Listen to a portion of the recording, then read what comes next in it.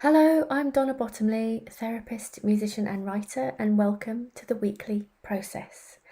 This is where we use expressive writing and a little bit of background music to offload and process the week that has just gone and prepare for the week to come with hopefully some more clarity and a little bit less apprehension. What I tend to do is pull out something from the past week that has maybe niggled me or I'm not sure about, or I haven't had time to think about yet, but was something about it that I parked at the time. It can be these small niggles, like at work, when a colleague or your manager might say something that annoys you or was a bit hurtful, or you just weren't sure why they said that, but you can't do anything about it at the time. So it's those things that we just tend to park, don't we, and suppress what we might feel about them. But then when do we give ourselves time to actually go back and process those things? If you've had something traumatic happen over the past week, it's likely that your brain doesn't need to be overwhelmed anymore by trying to process what's happened. In that case, what you might find is best for you is just to write about how you feel right now, what might support you right now and comfort you. So take it bit by bit. You know yourself, this isn't therapy, so you can only do what you feel is safe for you to do. And if this doesn't feel like it's working or it feels like it's just too much right now, then don't do it. You know yourself better than I can right now. All right, so it's usually those things, those little niggles over the past week, or maybe if there's something at the back of your mind that you feel you're worried about or ruminating over. The difference between those two things is worry is usually something that might happen, rumination is something that has happened that we're thinking back over. So let's get started. Get your timer sorted on your phone, and I'll get mine sorted, and I've got a little image for us there because it's 7 minutes we're going to be setting our timers for. And just before you click start, just make sure you've got your pen and paper lined up for you, and you've got some idea of what you're going to write about. And when we click start, just write the first thing that comes to your mind when you think about this issue. Don't worry about grammar, don't worry about how it sounds. You're not going to be showing this to anyone, it's just for you.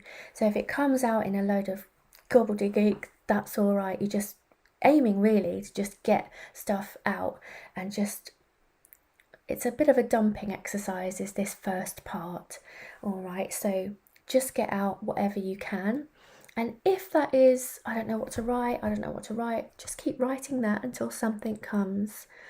And if you then feel like you get to a part where halfway through you don't know what to write, or you feel like that's it, I would ask you just to try and keep going past that point.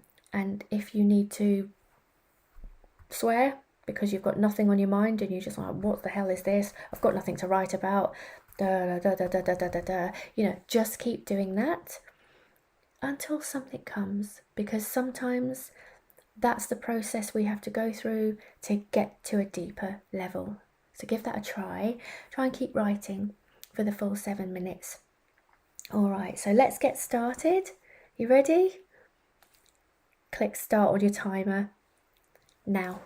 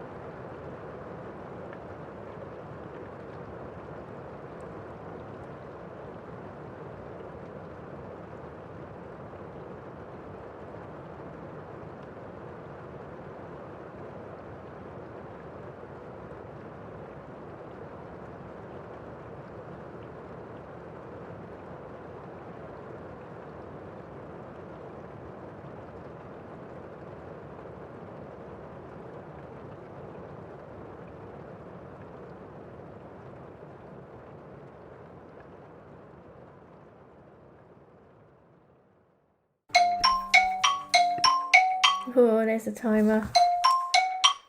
There we go. God, that went fast actually. How did you find it?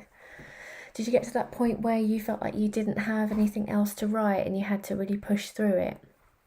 I had that quite quickly early on there, and then I had to go through to just try and push myself through to keep writing. It's a bit stop-start. Sometimes it's like that, but that's okay, and I feel like it can sometimes take a while to really get the thread of something and feel like you're following something. Or sometimes you can go straight into it and you just find that it flows. Be great to hear how you experienced that and what it was like for you. Just take a breath here before we go into the next processing session of writing. So let's just take a couple of slow breaths. So slow breath in for 4, and a slow breath out for 6.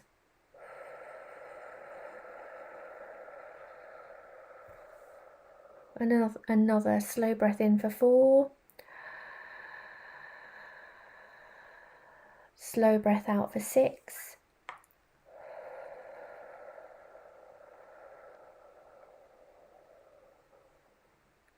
Take a deep breath in and let it out like a big sigh.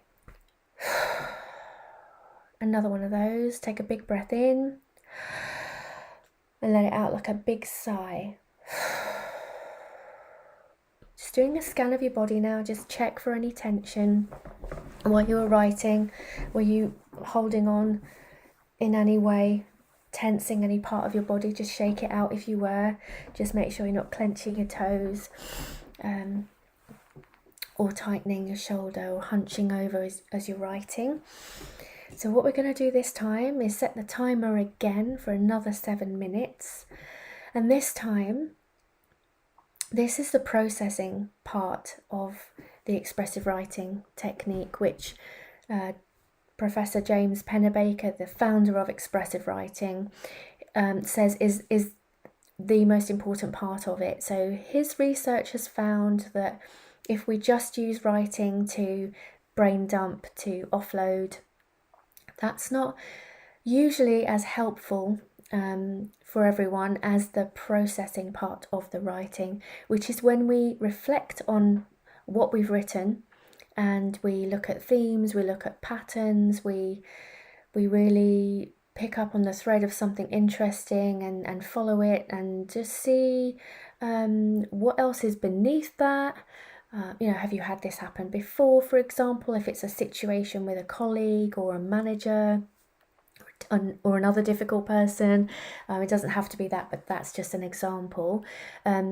Have you found that there's been other people that you've had this experience with? Does it trigger a feeling that you might have had before with other people?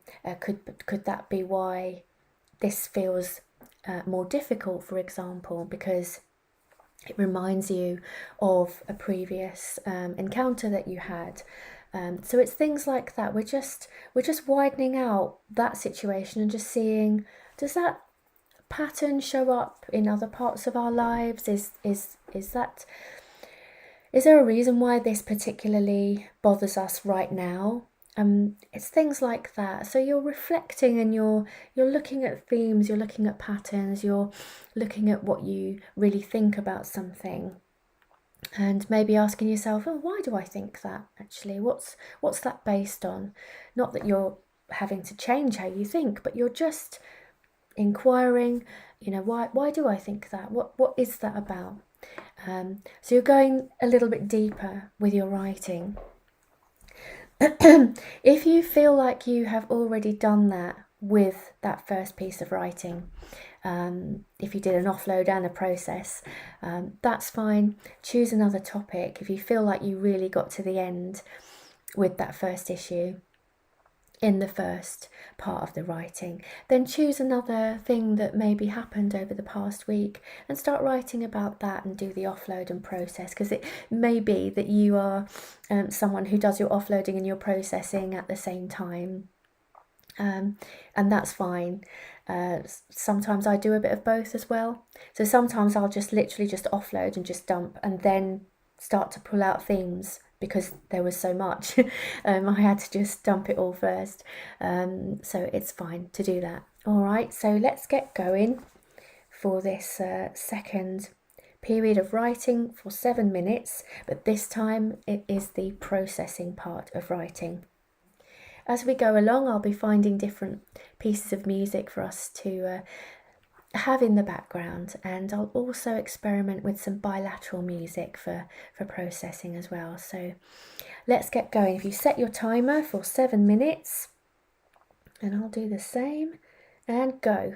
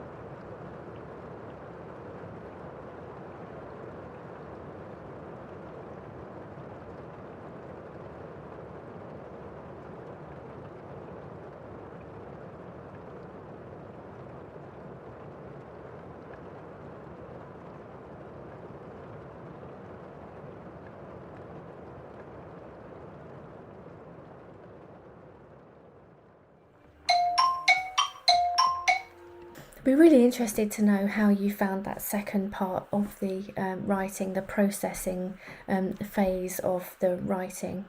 Did you find that you moved a bit more forward with an issue, or had any interesting insights about what you were writing about? So it's quite individual, so everyone will have a different experience of this, but it would be really interesting to hear how you found it and what happened for you, really, and if there was a difference in the two different sections, or if you found that you were writing similarly for both.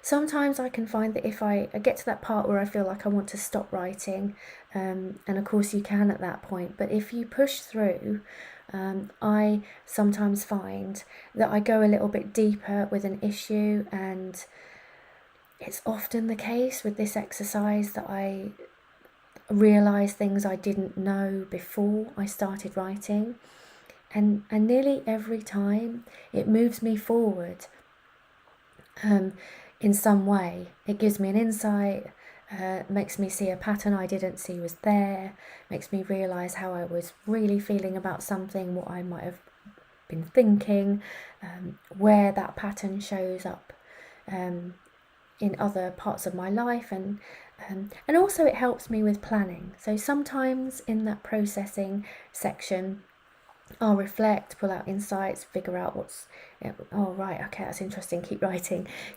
But then sometimes I move into planning stage with that part, and I think that's absolutely okay, because what you're doing then is you're moving forward into, oh, okay, this is what I've noticed, this is what I'm going to do about it. And so that might also happen for you as well, because I notice that happens quite frequently with me, and I often have to-do lists at the end of my processing writing. And so if that's happened for you, that's normal, I think, or if what I'm doing is normal, but it definitely feels helpful, because it gives me an idea of what I want to do about that thing, which I didn't have before because I wasn't seeing it in the same way. If you feel like you've not finished and you still have more to write on this issue, still want to plan what to do about it, then you can set the timer and write for another 7 minutes to really wrap it up and feel like you've got what you wanted from this particular issue. Or you could do another period of writing tomorrow for 7 minutes with it. But it's up to you. You'll know what you want to do. If you want to just set the timer for a few minutes and just plan what to do, that's absolutely fine. So that's your process for today. It is short as an exercise. The bare bones of it are 7 minutes and 7 minutes. It's not a long time, but it can really offer quite a lot at those times, particularly Sundays, where we have things on our mind, but we don't want them to be on our mind because it's Sunday. We want to enjoy our Sunday, but we're thinking about work the next day. And I find this really helpful to do on Sundays, to, instead of trying to distract and avoid, which sometimes works but sometimes doesn't, I find using this exercise for 15 minutes, well 14 really, but obviously taking a breath either side and pausing. If you allow yourself 15 minutes to get it all out, you're doing the opposite of avoidance and distraction. You're actually engaging with what it is that is on your mind. And if you can get to the other side of it, you will have offloaded and processed that issue. And it's very likely that you then won't need to ruminate or worry about it. And sometimes it can even help us sleep better on a Sunday night because of that. Because what can sometimes happen is, if we're avoiding, distracting from something that we know is there, when things go quiet, like when you're trying to sleep, that's when your brain will throw it up. Oh, you need to think about this. What about tomorrow? What about tomorrow? What about this? So if you use this exercise instead, just 15 minutes maximum, you might just find it helps with all of that, so that you don't have all of that there. See how it goes for you. That's the weekly process, and I'll see you next Sunday. Have a good day. or evening, wherever you are in the world. Bye for now.